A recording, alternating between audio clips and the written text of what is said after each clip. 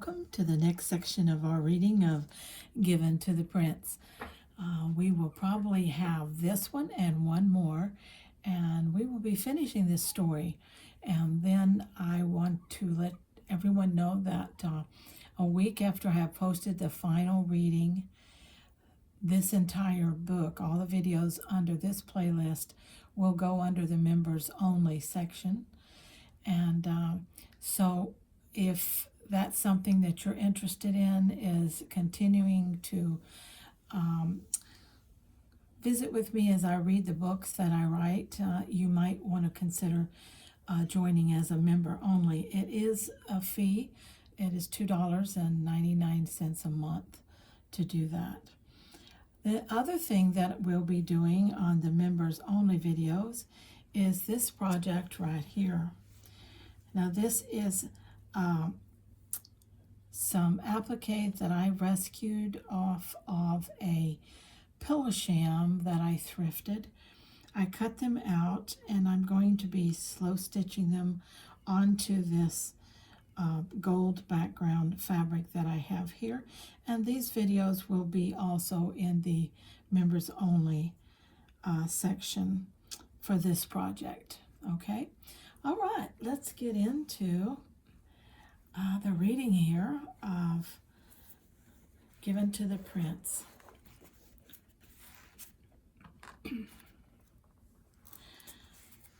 The roar of the helicopter's engine compounded the pain throbbing across her forehead. Coupled with Rashid's seething displeasure and suffocating proximity, the trip was quickly spiraling into a nightmare. She wanted to scream at him like a harridan. He hadn't addressed her directly.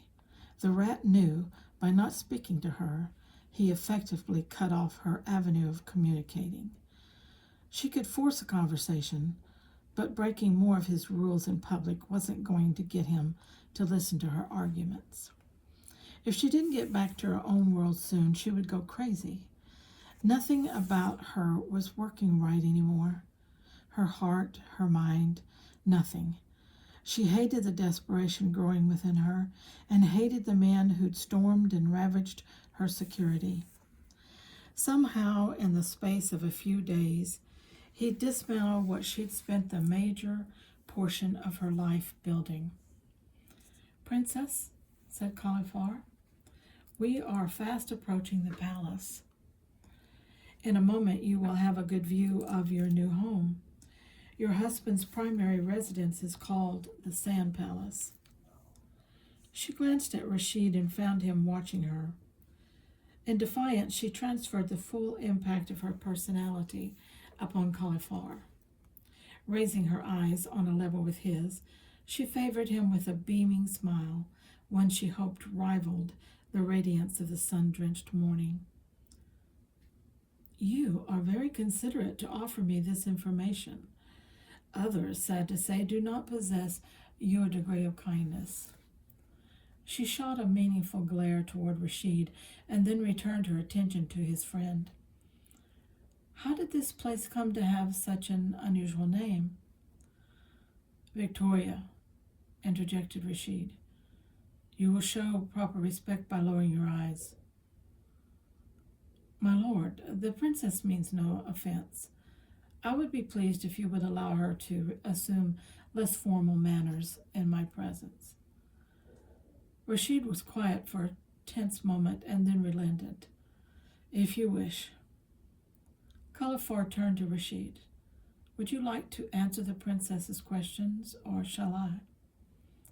"You seem to be enjoying the task of tour guide. Do as you please."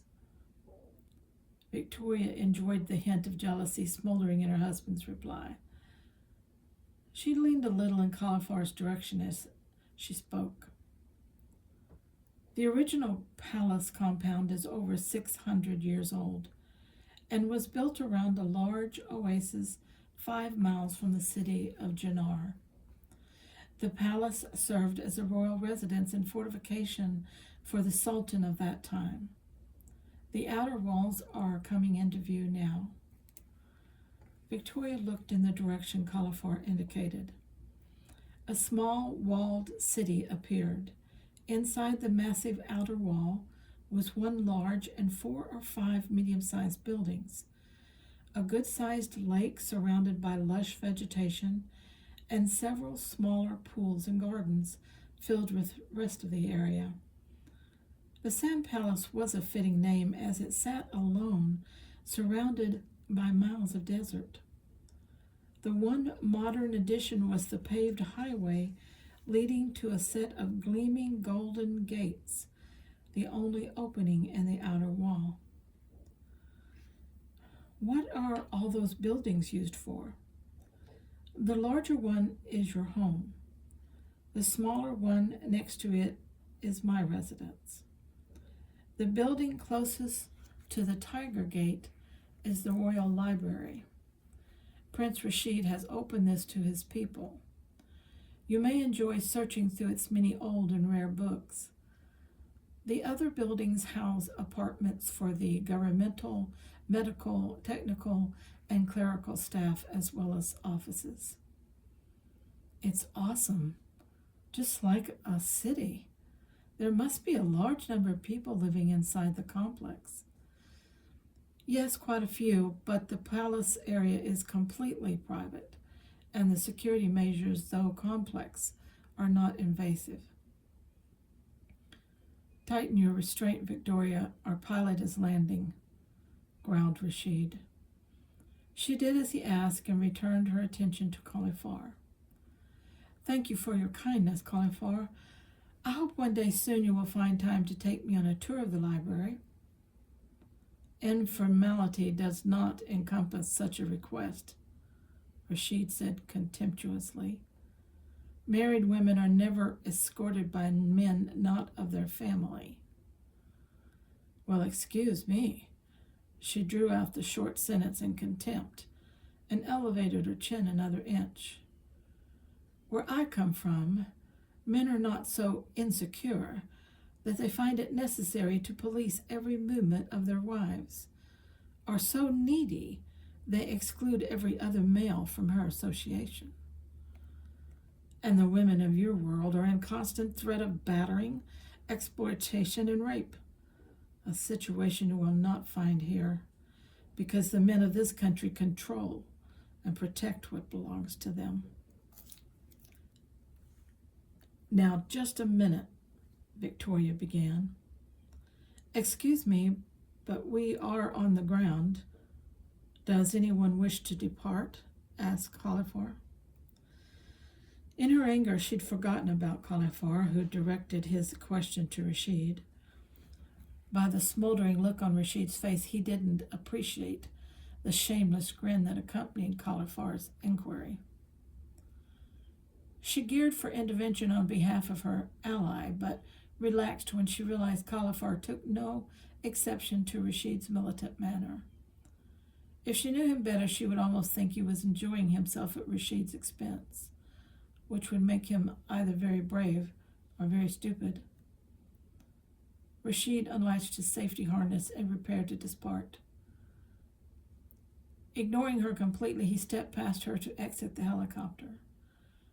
His swift movement caused his robe to billow and drag across her face for several suffocating seconds. She knew he was not aware of her discomfort. Nevertheless, he'd just added another layer of insult to injury. He stepped away from the rotors and stopped. This time he didn't turn back to check her progress, but she had been through this routine before. In his present mood, if she thwarted his plans, he would probably order her shot. She unfastened her harness and with haughty finesse stepped from the helicopter. There would be a better, less public place to finish this escalating battle of wills. She followed behind the two men as they walked from the helipad toward an impressive structure. Their path wound through gardens of olive trees, cypress, and palms.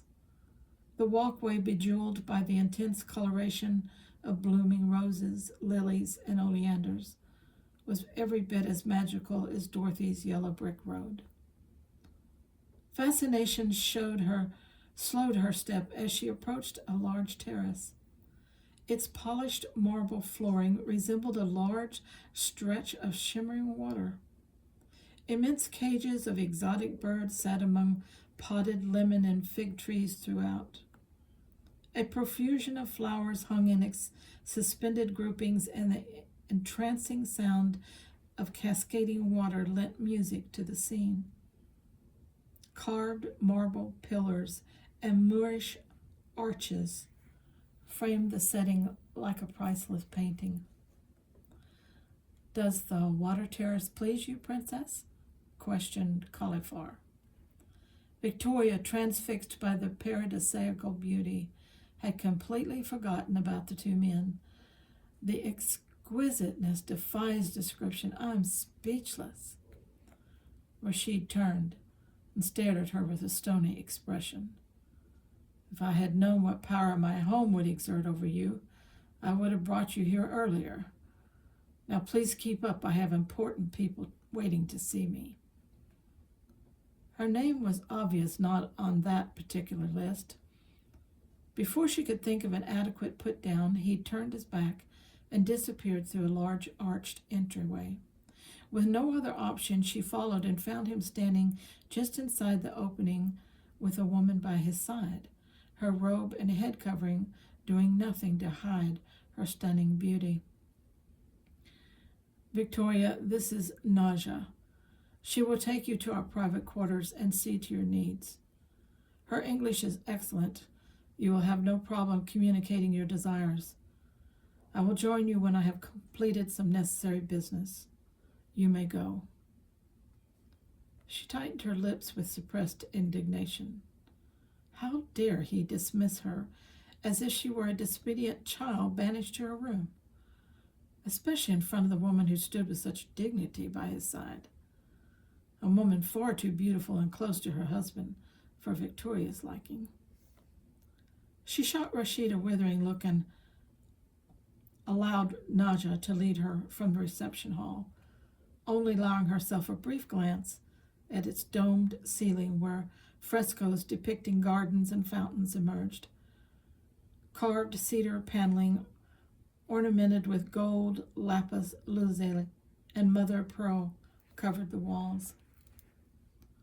Traversing another large terrace, they entered a small, exquisitely designed garden. A trickling watercourse meandered through formal groupings of myrtle and fruit trees. The seating dispersed throughout took full advantage of the garden's tranquility, color, and exotic fragrances. "This area is known as the Princess Garden," said Naja.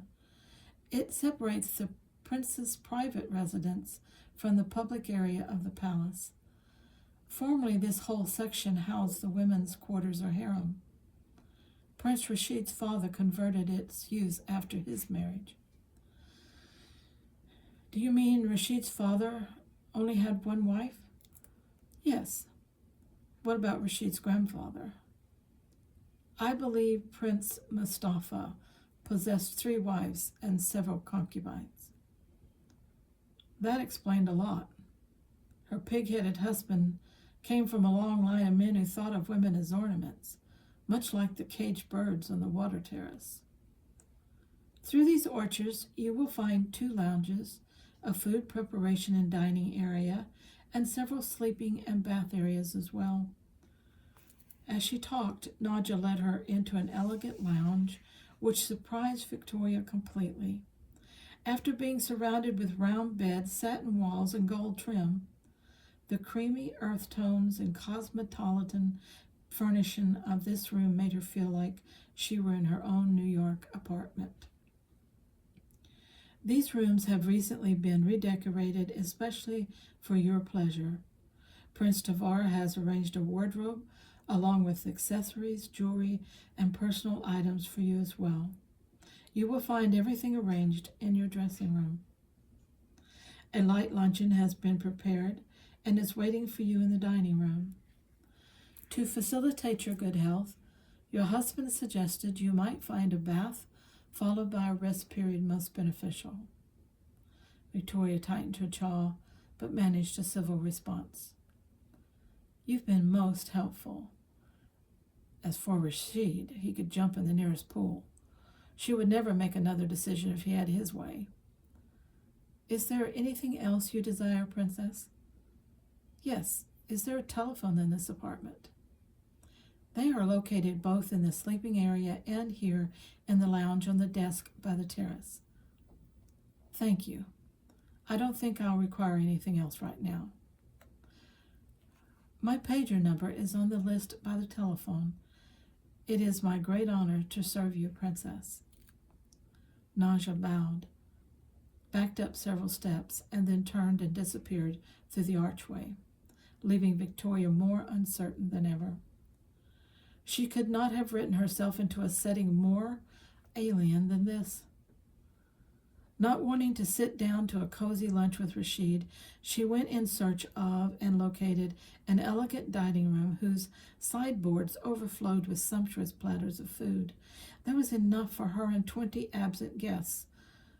She chose pita bread stuffed with black beans and spices, salad and mashed eggplant mixed with tomato and pine nuts, a delightfully strange but tasteful combination. When she finished, she poured another cup of mint tea and ventured back to the garden. Strolling through the area, she admired the complicated mosaics, tile work, and fountains. A person would need a lifetime to study and appreciate all the beauty contained in this diverse complex, an opportunity she would have if she didn't immediately find a means of escape. Setting her cup on the marble bench, she went in search of a telephone. Amazingly, she connected immediately with the palace operator, who spoke perfect English. She gave her Jessica's number.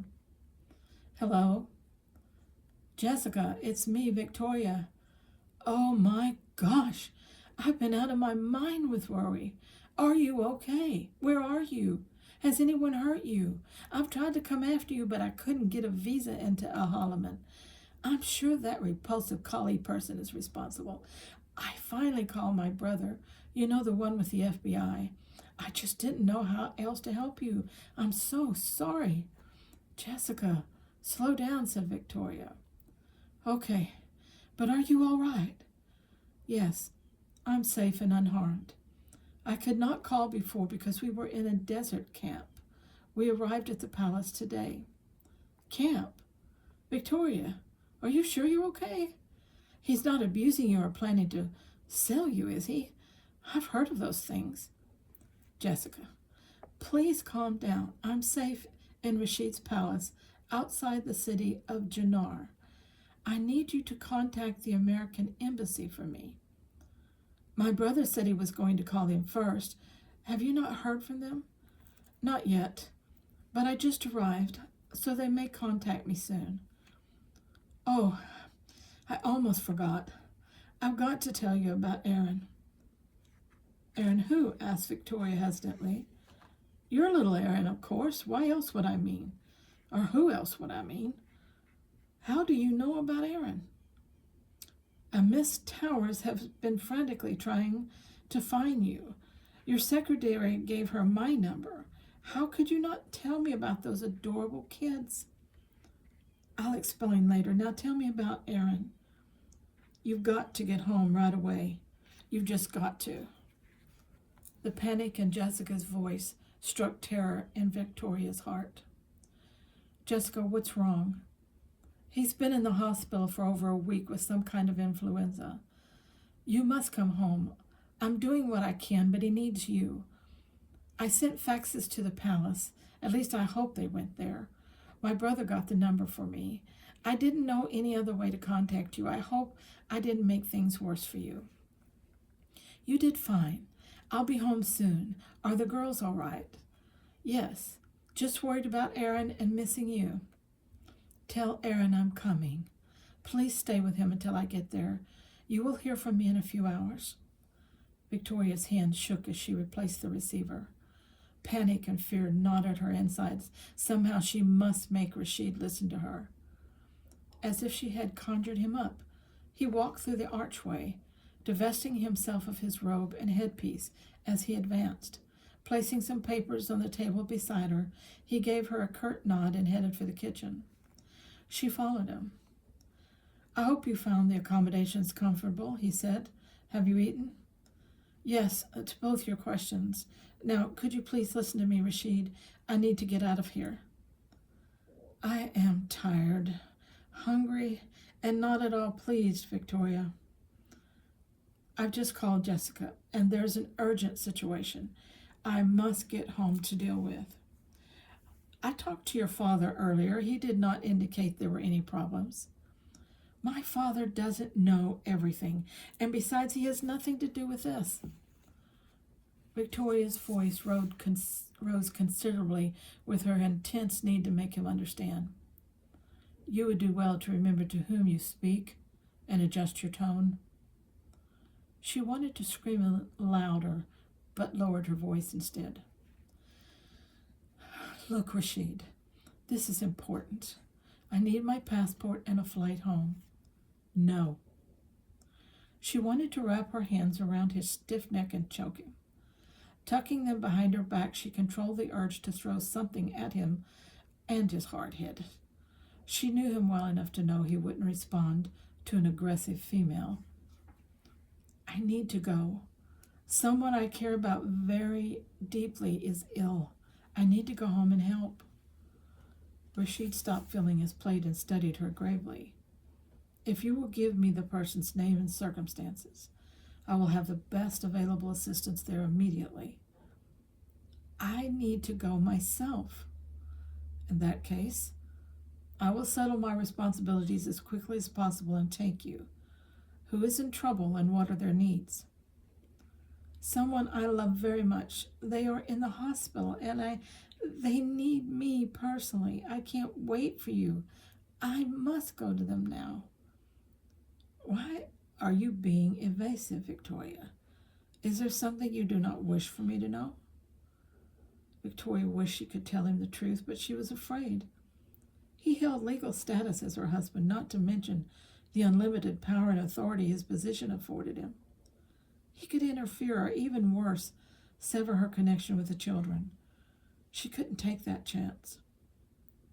Rashid exhaled a long, impatient breath and laid down his half-filled plate.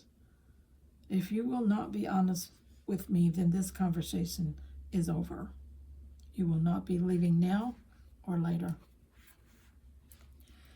She stared at his rigid back as he walked to the lounge, picked up the papers he'd left on the table, and sat down to read them. Not knowing what else to do, she walked through the lounge and stepped onto the tiled patio. Shaking with fury, she fully realized what it meant to come up against an immovable object. Weakening his resolve would take a nuclear device. She didn't even have a firecracker. What is the meaning of this? She hadn't heard his approach.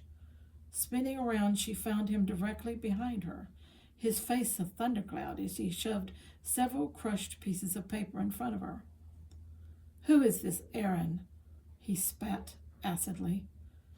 Why does he presume to command your presence? She took the papers from his hand. Scanning the facts, her heart sank. You must come. Aaron will not be consoled. He's been deeply distraught since you left and demands you return. His condition worsens. He loves you.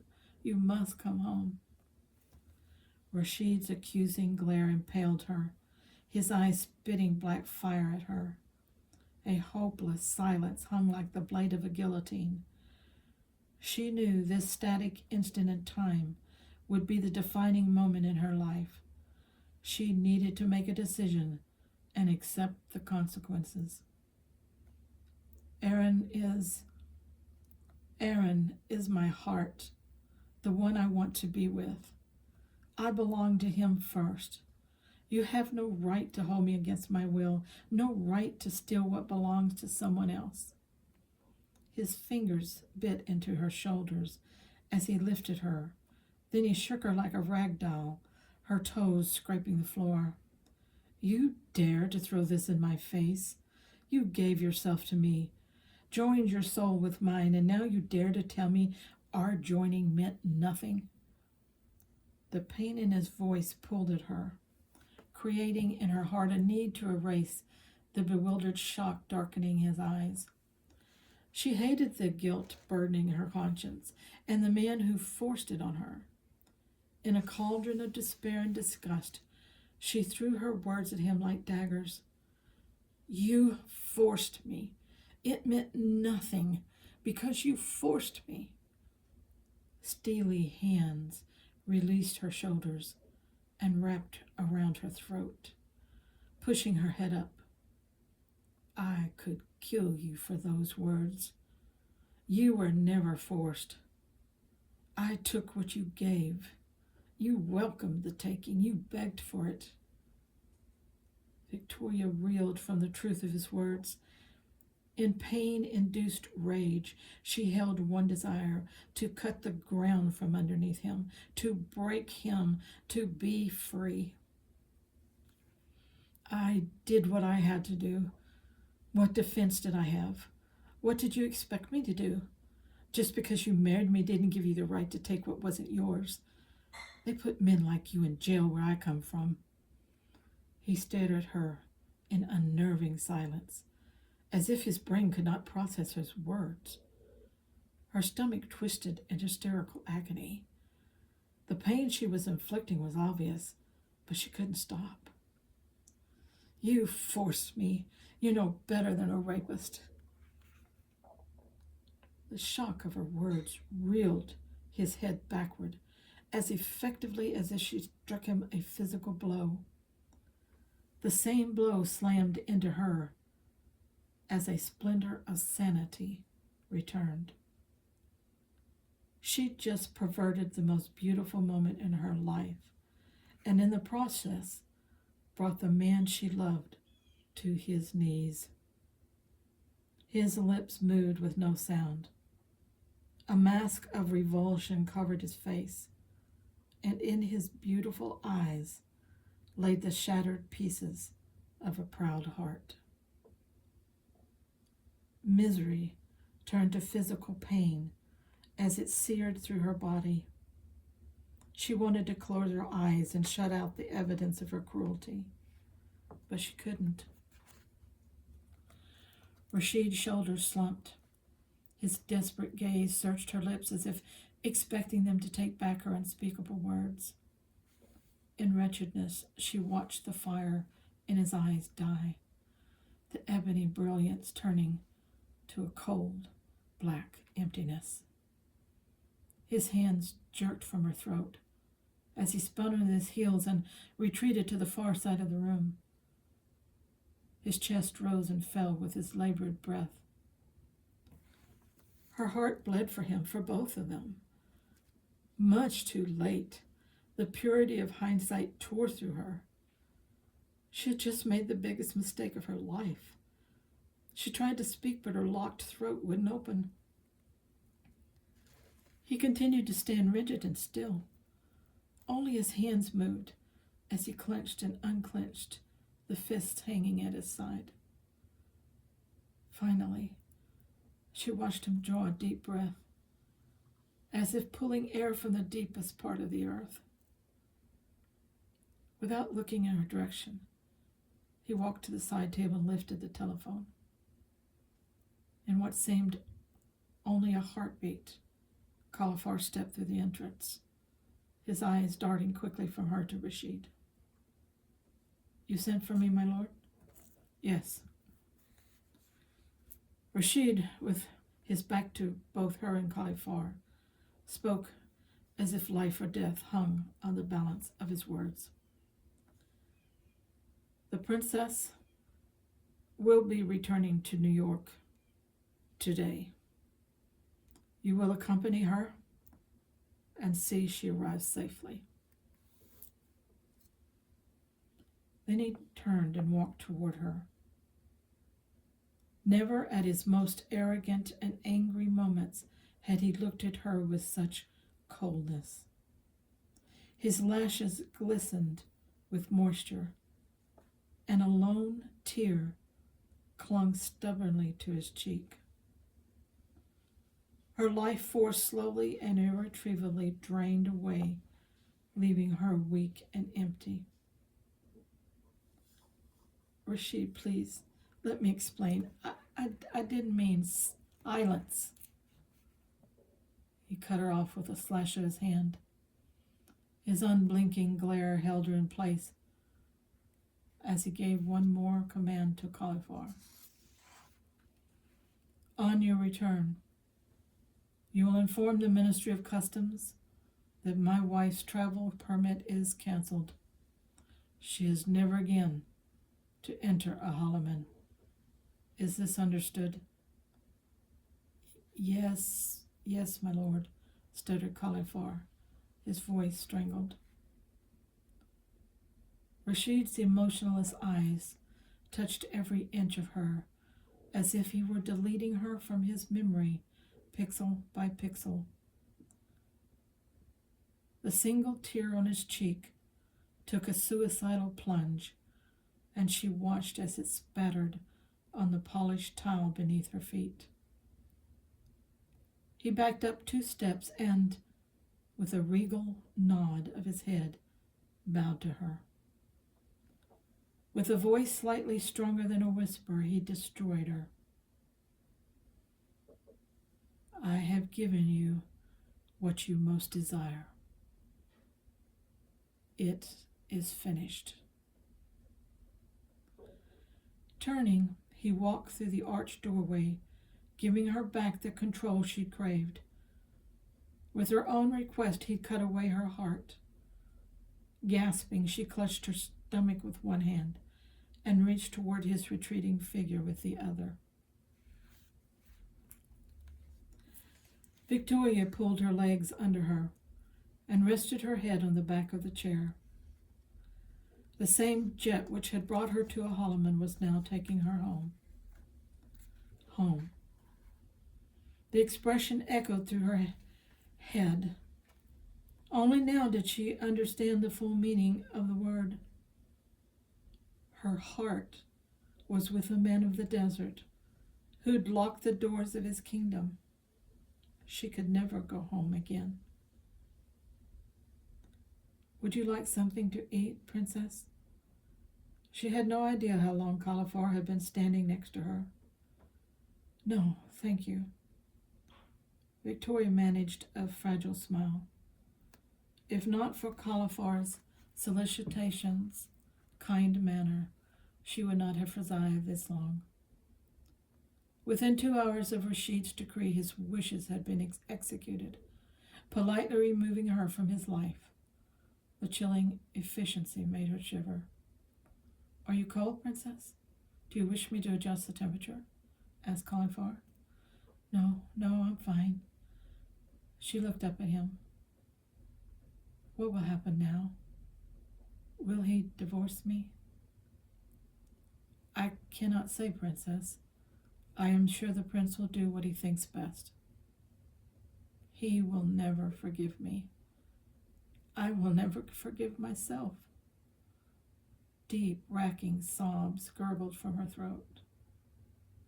Please, Princess, you do not wish to make yourself ill. What am I going to do? I was wrong. So wrong. I let my stupid arrogance blind me. The answer was so simple all the time. So simple. What was simple, Princess? Victoria stared at Cauliflower. He loved me. Rashid loved me. I could have trusted him. Now, she saw the fleeting light of regret in Cauliflower's eyes before he cloaked the emotion. He didn't answer her. What could he say? When the pilot's bell tone signaled their imminent landing, it echoed like a death toll through the plane. Victoria removed her robe and head covering. With tender longing, she folded and laid them on the chair. She stroked the soft cotton and remembered her contempt at first having to wear them.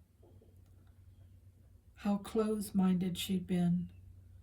Shrouded in this cloth, she had experienced a level of love and protection previously unknown.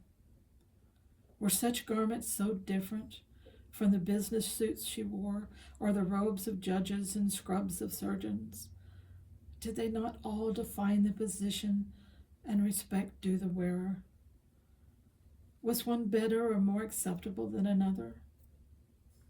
In her heart, she knew the answer.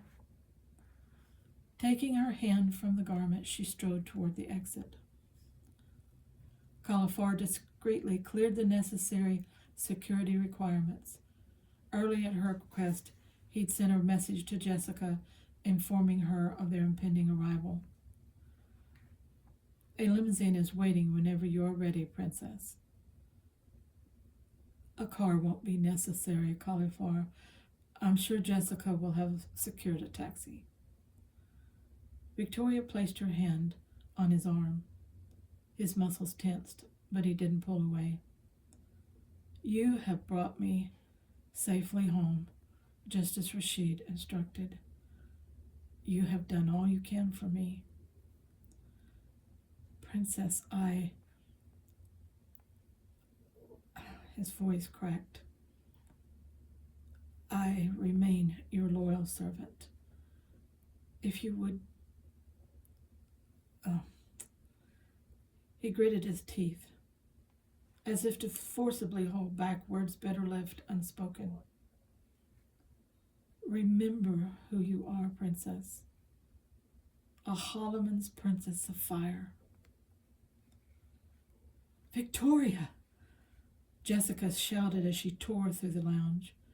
Victoria knew with her red eyes and blotched skin she couldn't look good, but from Jessica's shocked expression she must look worse than she thought. She saw her friend fling Cauliflower an accusing glare. What have you done to my friend? Victoria quickly interceded.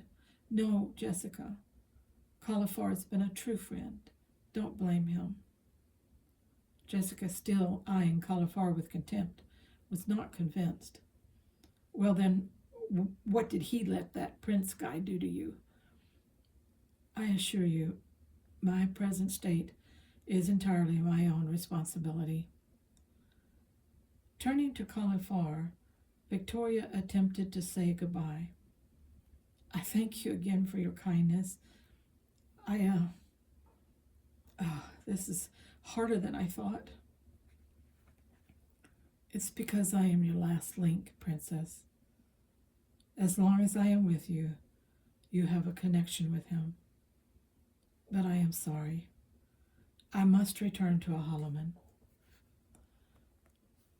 Bowing deeply, he turned and walked away. Victoria's hand flew to her chest. Could a heart literally break twice? The pain shortening her breath said yes. Well, we have completed the next to the last part. And I don't know about you, but every time I read that, I choke up. It's hard for me to get through it without tears. What a heartbreaking time for Rashid and Victoria. How in the world can this situation be rectified, or can it? Can Rashid ever forgive her? Can she find a way to reach him? To get back into Ahalamin? So many questions. So many questions. I hope you'll stay with me for the next and final segment. And remember that 1 week after the last segment is uploaded, all of the parts of this story will go under the members only section and will not be available to the general public. Thank you so much for staying with me during this story, which is very, very dear to my heart. And I loved writing it. It took me quite a long time. In fact, from the time I began it to the time that I found a publisher that wanted to publish my book was 5 years. It was a long journey. But I learned so much, and I learned to write from my heart by the seat of my pants. And I'll be doing more writing with my members in the members only section. And if that interests you at all, again, I hope that you will join me there. Until our last and final segment, everyone stay very romantically happy.